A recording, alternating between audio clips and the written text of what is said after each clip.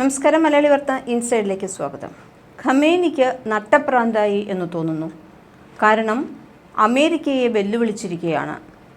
ഇറാനിൽ ബോംബിടും എന്ന അമേരിക്കൻ പ്രസിഡന്റിന്റെ ഭീഷണി നടക്കുകയാണെങ്കിൽ ആ ശ്രമത്തിന് വലിയ വില അമേരിക്ക നൽകേണ്ടി വരുമെന്നാണ് ഖമേനി പറയുന്നത്.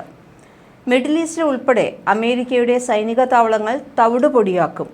അതിനായി വൻ പ്രഹരശേഷിയുള്ള മിസൈലുകളാണ് ഇറാൻ തയ്യാറാക്കി നിർത്തിയിരിക്കുന്നത് എന്നും പറയുന്നു. ലോകത്തിലെ കൊളോണിയൻ ശക്തികൾക്ക് വേണ്ടി മറ്റ് രാജ്യങ്ങളെ ആക്രമിക്കുന്ന സയനിസ്റ്റ് ഭരണകൂടമാണ് മേഖലയിലെ ഏറ്റവും വലിയ ശത്രുവെന്ന് പറഞ്ഞിരിക്കുകയാണ് ഇസ്ലാമിക വിപ്ലവ നേതാവ് ആയത്തുള്ള സയ്യിദ് അലി ഖമേനി.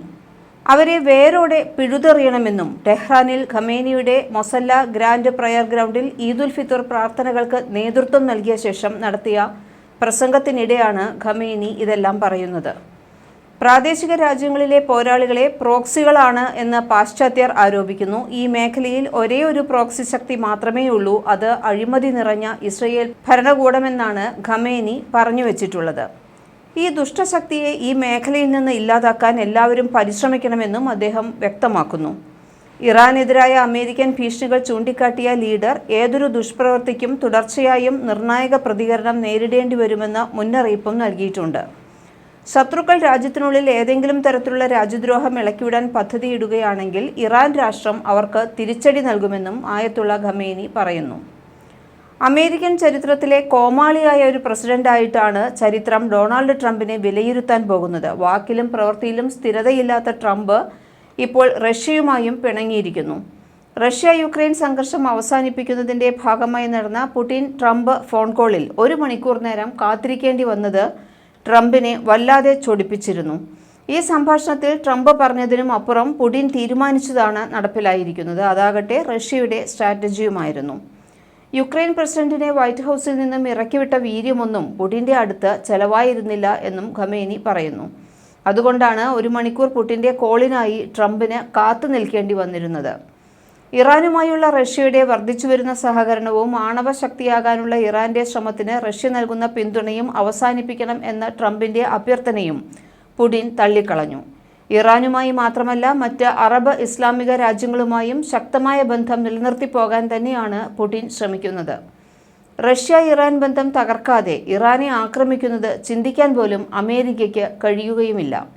റഷ്യയിൽ നിന്നും ഇതിനകം തന്നെ ഏതൊക്കെ ആയുധങ്ങൾ ഇറാൻ കൈവശപ്പെടുത്തി എന്നതുപോലും അമേരിക്കയുടെയോ ഇസ്രയേലിൻ്റെയോ ചാരക്കണ്ണുകൾക്ക് കണ്ടെത്താനും കഴിഞ്ഞിട്ടില്ല എന്നുമാണ് ഖമേനി വീമ്പ് പറയുന്നത്. ഇതിനിടെയാണിപ്പോൾ ഇറാൻ ആണവശക്തിയാകുന്നതിൻ്റെ അരികിലെത്തി നിൽക്കുന്നത്. ഇസ്രയേലിൻ്റെയും അമേരിക്കയുടെയും ചങ്കിടിപ്പിക്കുന്നതും ഈ യാഥാർത്ഥ്യമാണ്. CIA-യിൽ നിന്നും ഈ വിവരം ലഭിച്ചതോടെയാണ് ട്രംപ് ഇപ്പോൾ എടുത്തു ചാടിയിരിക്കുന്നത്. ആണവ പദ്ധതി വിഷയത്തിൽ ഒത്തുതീർപ്പിലെത്തിയില്ല എങ്കിൽ ഇറാനിൽ ബോംബിംഗ് നടത്തുമെന്നാണ് ഡൊണാൾഡ് ട്രംപ് ഭീഷണി മുഴക്കിയിരുന്നത്. അമേരിക്കൻ പ്രസിഡന്റിന്റെ ഈ ഭീഷണി പുറത്തുവരും മുമ്പ് തന്നെ തിരിച്ചടിക്കാനുള്ള സകല സജ്ജീകരണങ്ങളും ഇറാൻ പൂർത്തിയാക്കി കഴിഞ്ഞു എന്നാണ് പറയുന്നത്. ഇറാനിൽ ഒരു ബോംബ് വീണാൽ 1000 ബോംബുകൾ അമേരിക്കൻ സൈനിക കേന്ദ്രങ്ങളിൽ വീഴുമെന്നാണ് ഇറാൻ മുന്നറിയിപ്പ് നൽകിയിരിക്കുന്നത്. ഇതിനായി ഇറാൻ വൻതോതിൽ മിസൈൽ ശേഖരം തയ്യാറാക്കിയിട്ടുണ്ട് എന്ന് അന്താരാഷ്ട്ര മാധ്യമങ്ങളും റിപ്പോർട്ട് ചെയ്തു. വ്യോമാക്രമണങ്ങളെ ചെറുക്കാൻ രൂപകൽപ്പന ചെയ്ത ഭൂഗർഭ അറകളിലാണ് ഈ മിസൈലുകൾ സൂക്ഷിച്ചിരിക്കുന്നതെന്ന് ദ ടെഹ്റാൻ ടൈംസും റിപ്പോർട്ട് ചെയ്യുന്നു. ഭൂഗർഭ അറകളിലെ എല്ലാ ലോഞ്ചറുകളിലും ഇതിനകം ലോഡ് ചെയ്തിട്ടുണ്ടെന്നാണ് റിപ്പോർട്ടിൽ പറയുന്നത്. ഔദ്യോഗിക വാർത്താ ഏജൻസിയായ ഇറാൻ ഒബ്സർവർ മിസൈൽ ശേഖരം സംബന്ധിച്ച വീഡിയോയും ഇതിനകം തന്നെ പുറത്തുവിട്ടു. അമേരിക്ക ഇറാനെ ആക്രമിക്കുകയാണെങ്കിൽ ഇന്ത്യൻ മഹാസമുദ്രത്തിലെ ഡീഗോ ഗാർസിയ ദ്വീപിലെ അമേരിക്ക ബ്രിട്ടൻ സൈനിക താവളവും ആക്രമിക്കപ്പെടും. ഇന്ത്യൻ മഹാസമുദ്രത്തിലെ ചാഗോസ് ദ്വീപസമൂഹത്തിലെ ഏറ്റവും വലിയ ദ്വീപാണ് ഡീഗോ ഗാർസിയ. ബ്രിട്ടീഷ് അമേരിക്കൻ സൈന്യങ്ങൾ സംയുക്തമായി പ്രവർത്തിക്കുന്ന ദ്വീപിൽ നിലവിൽ ബ്രിട്ടനും ഒരു സൈനിക താവളം നിലനിർത്തുന്നുണ്ട്. പശ്ചിമേഷ്യയിൽ വർദ്ധിച്ചുവരുന്ന സംഘർഷങ്ങളുടെ പശ്ചാത്തലത്തിൽ ട്രംപ് ഭരണകൂടം അടുത്തിടെയായി ദീർഘദൂര ബോംബർ വിമാനങ്ങളെ ഈ സൈനിക താവളത്തിലേക്ക് വിന്യസിച്ചിട്ടുമുണ്ട്. മേഖലയിലെ ഏതെങ്കിലും താവളത്തിൽ നിന്ന് ഇറാൻ ആക്രമിക്കപ്പെട്ടാൽ ബ്രിട്ടീഷ് അമേരിക്കൻ സേനകളെ ലക്ഷ്യമിടുന്നതിൽ ഒരു വിട്ടുവീഴ്ചയും ഇറാന്റെ ഭാഗത്തുനിന്നും ഉണ്ടാകുകയില്ല. അമേരിക്കയുടെ ഏതെങ്കിലും ശത്രുതാപരമായ നടപടിക്ക് മറുപടിയായി ഡീഗോ ഗാർസിയ താവളത്തിൽ ബാലിസ്റ്റിക് മിസൈലുകളും ചാവേർ ഡ്രോണുകളും ഉപയോഗിച്ച് ആക്രമണം നടത്തുമെന്നാണ് ഇറാനിയൻ സ്റ്റേറ്റ് മീഡിയ റിപ്പോർട്ട് ചെയ്യുന്നത്. അത്തരം ആക്രമണങ്ങളിൽ ഉപയോഗിക്കാവുന്ന ആയുധങ്ങളായി ബോറോം ഷഹർ മിസൈലിൻ്റെയും ഷാഹെദ് ഡ്രോണുകളുടെയും പുതിയ പതിപ്പുകൾ ഇറാൻ രംഗത്തിറക്കി. മിഡിൽ ഈസ്റ്റിലെ അമേരിക്കൻ നാവിക താവളങ്ങളും ആക്രമിക്കുമെന്നാണ് ഇറാന്റെ മുന്നറിയിപ്പ്. ഇതോടൊപ്പം തന്നെ മേഖലയിലെ അമേരിക്കൻ യുദ്ധക്കപ്പലുകളും ഇറാന്റെ പ്രധാന ലക്ഷ്യങ്ങളാകും. ഹൂതികളുടെ ആക്രമണം പ്രതിരോധിക്കാൻ തന്നെ കഷ്ടപ്പെടുന്ന അമേരിക്കൻ യുദ്ധക്കപ്പലുകൾക്ക് ഇറാൻ പൂർണ്ണ തോതിലുള്ള ആക്രമണം അഴിച്ചുവിട്ടാൽ തടയുക പ്രയാസമായിരിക്കുമെന്നും പറയുന്നു. ഇറാൻ ആണവ പദ്ധതി ഉപേക്ഷിക്കണമെന്ന് അധികാരമേറ്റെടുത്തപ്പോൾ മുതൽ ട്രംപ് ആവശ്യപ്പെടുന്നതാണ്. വിവിധ പ്രതിരോധ ഗ്രൂപ്പുകളുമായുള്ള ബന്ധം ഇറാൻ വിച്ഛേദിക്കുകയും മിസൈൽ, ഡ്രോണുകൾ എന്നിവയുടെ ശേഷി പരിമിതപ്പെടുത്തുകയും ചെയ്യണമെന്നും ട്രംപ് പറഞ്ഞിട്ടുണ്ട്. NBC ന്യൂസിന് നൽകിയ അഭിമുഖത്തിലാണ് അമേരിക്കയുമായി ഒത്തുതീർപ്പിലെത്തിയില്ലെങ്കിൽ ഇറാന് മറുപടി ബോംബിംഗ് ആയിരിക്കുമെന്ന് ട്രംപ് ഭീഷണി മുഴക്കിയിട്ടുള്ളത്.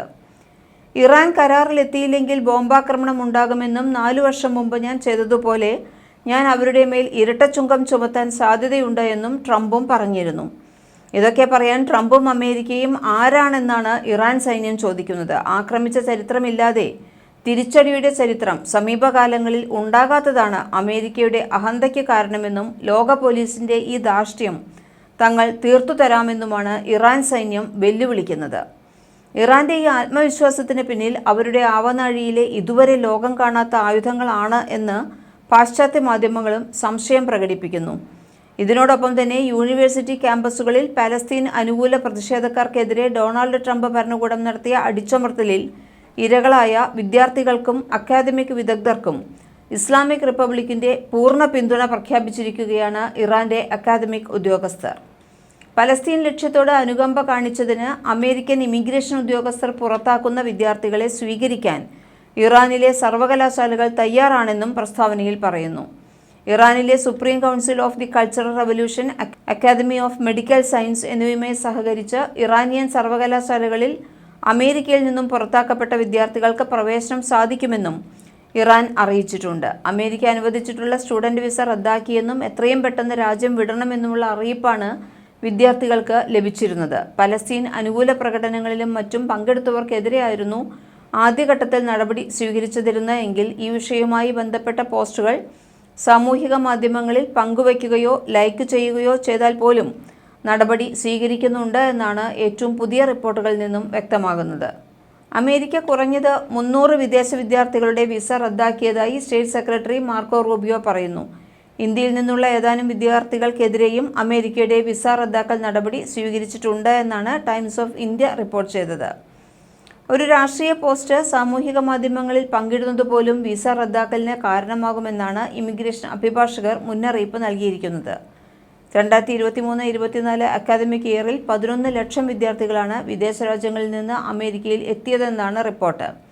ഇതിൽ 3,31,000 പേർ വിദ്യാർത്ഥികളെങ്കിലും ഇന്ത്യയിൽ നിന്നുള്ളവരാണ്. A1 വിസ എന്ന പേരിലാണ് അമേരിക്ക വിദ്യാർത്ഥികൾക്കുള്ള വിസ അനുവദിക്കുന്നത്. അംഗീകൃത വിദ്യാഭ്യാസ സ്ഥാപനത്തിൽ പഠിക്കുന്നതിനായി അമേരിക്കയിൽ താമസിക്കുന്നതിന് വിദേശ വിദ്യാർത്ഥികൾക്ക് അനുവദിക്കുന്ന നോൺ ഇമിഗ്രന്റ് വിസയാണ് A1 വിസ.